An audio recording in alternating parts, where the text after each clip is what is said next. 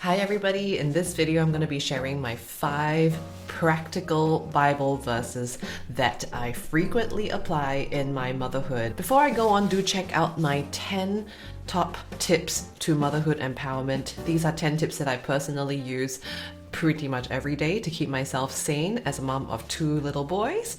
And also do check out my 5 Days to Motherhood Empowerment online course. All the info is in the link below. Now, because I am a Christian, these Bible verses come from the Christian Bible. And interestingly, all 5 of them are from the New Testament, and 4 of them come from the book of Philippians. There are a ton of excellent Bible verses in the whole book, but I have found that being a Christian for many years, these are the 5 that I am constantly thinking of and using to encourage myself in the circumstances that I experience. So I thought I would just summarize these 5 and share them with you, and who knows, maybe you'll be super blessed by them as well. The first one is a classic. Lots and lots of people love this verse. It's extremely versatile and so useful for someone who worries or gets anxious. And the verse is from Philippians 4:6-7. And that is, do not be anxious about anything, but in every situation, by prayer and petition, with thanksgiving, present your requests to God. And the peace of God, which transcends all understanding, will guard your hearts and your minds in Christ Jesus. I absolutely love this verse because it tells you what to do with your anxiety instead of just replacing it. It tells you to do something, and therefore something else is going to replace the anxiety. So first up, it says do not be anxious, which basically means to stop feeling the anxiety. If as soon as you detect it, you know that you need to just stop doing that or feeling that. But in every situation, by prayer and petition, which basically tells me it's, yes, I pray to God, but I also need to be persistent about it, like in a petition, and I need to ask God actively for it. I need to proactively ask God for it, alongside with thanksgiving, to present my requests to God. And then the amazing thing is the peace of God, which transcends all understanding, which basically just means you just don't know how it happens, but it will happen. It will guard your heart and your mind in Christ Jesus. And your heart and your mind basically just tells me it's guarding my emotions, but also my intellect, and keeping all the different components of my life at peace. And not just in like a human Zen peace, but the peace that comes from Jesus Christ. And I can testify that yes, I am a worrier where I worry a lot, but then whenever I apply this actively, that means I actively pray and tell the Lord, I am anxious about this, please help with this situation. And if I am very, very serious about it, what I do notice is that this happens. The peace that transcends understanding just comes and guards me, and then I walk away at peace. So I would love it if you could give Philippians 4:6-7 a try if you haven't already.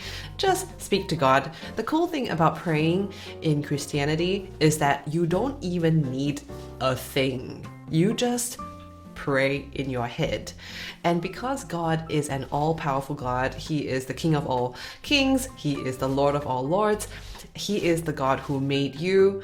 He doesn't need you to have incense or an object, or to be at a place to pray, or to face a certain direction or anything.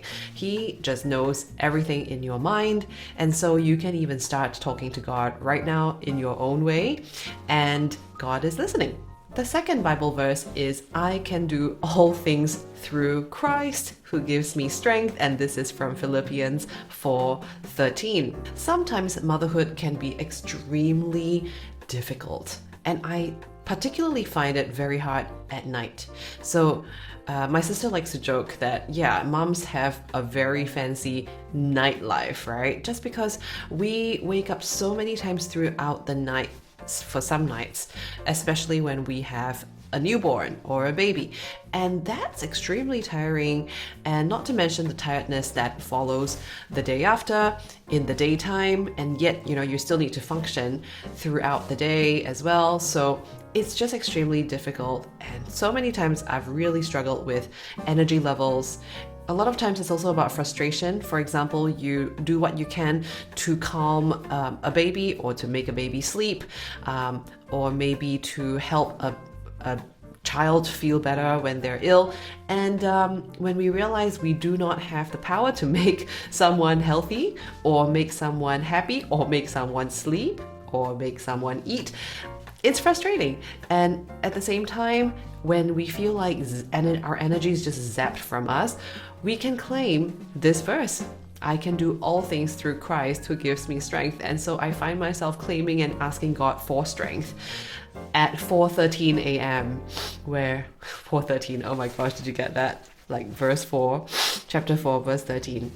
Like in the middle of the night, I'm just asking God, please give me strength, because I've been awake for 2 hours and this child still isn't asleep. And, so easily my brain gets wrecked with very negative thoughts going, oh gosh, I hate this. Motherhood is so hard.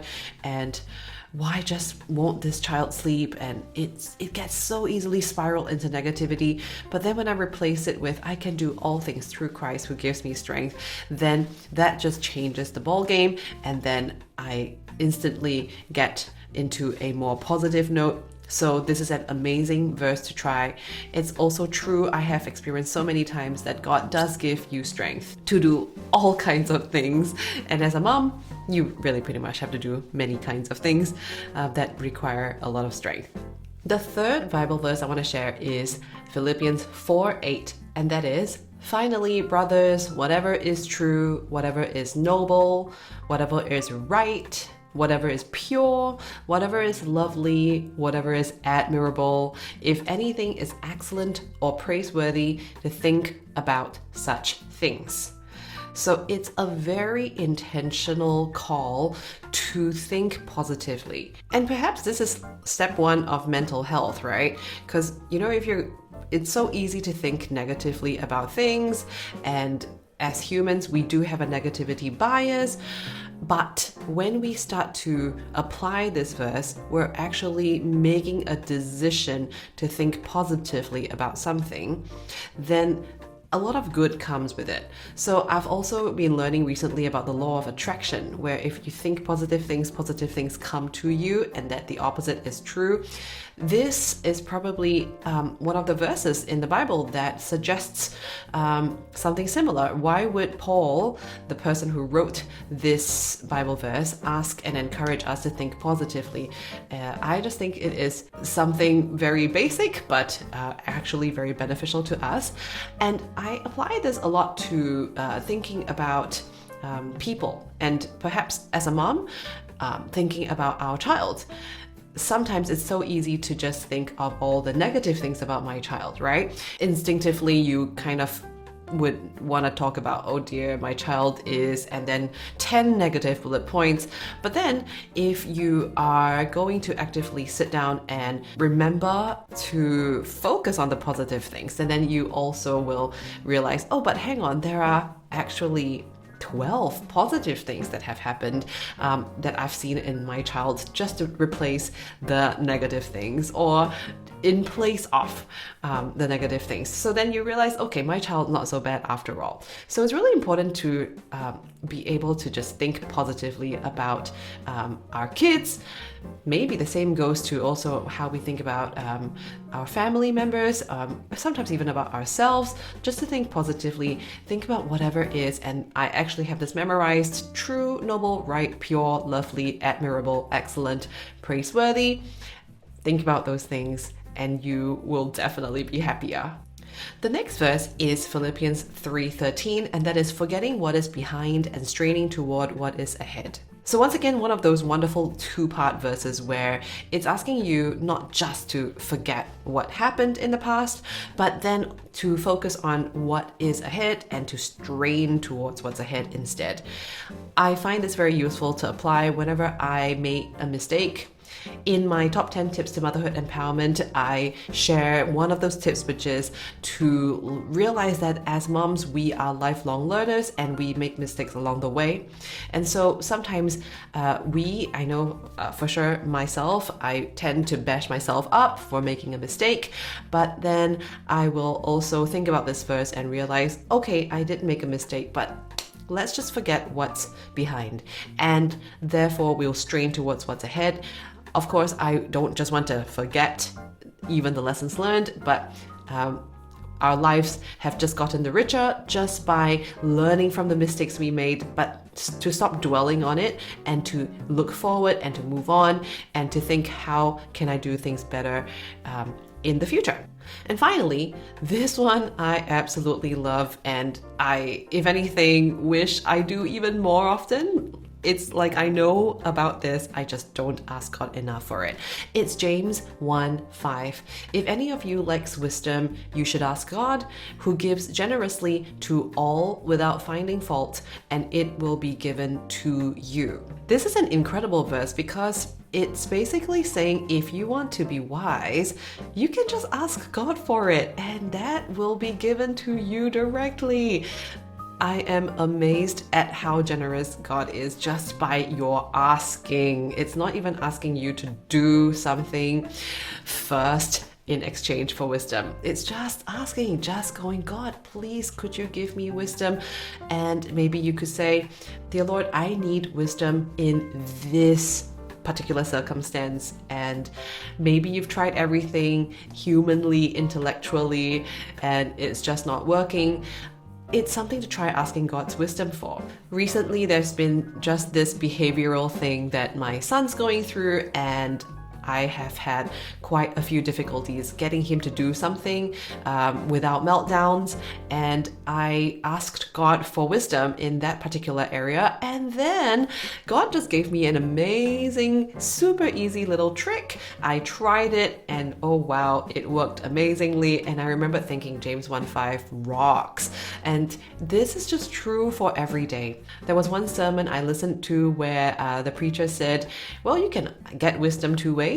First way is to make mistakes and realize, oops, that doesn't work, and then you learn by falling down, the way to wisdom. And then the second way is faster. You just ask God for it. And I'm like, yeah, I would totally love the faster way. I just need to remember to ask God for it. And I also need to remember to be humble enough to ask God, because sometimes pride gets in the way. And then I go, come on, surely I don't need to ask God for something so simple. But when I do ask God, wisdom does come. So do give it a try. So there you have it, my 5 practical Bible verses that I really frequently apply in my own motherhood. Now, if you don't know how to pray, you need to realize that God just knows everything that's going on in your head. And so you can literally pray in your mind by talking to God.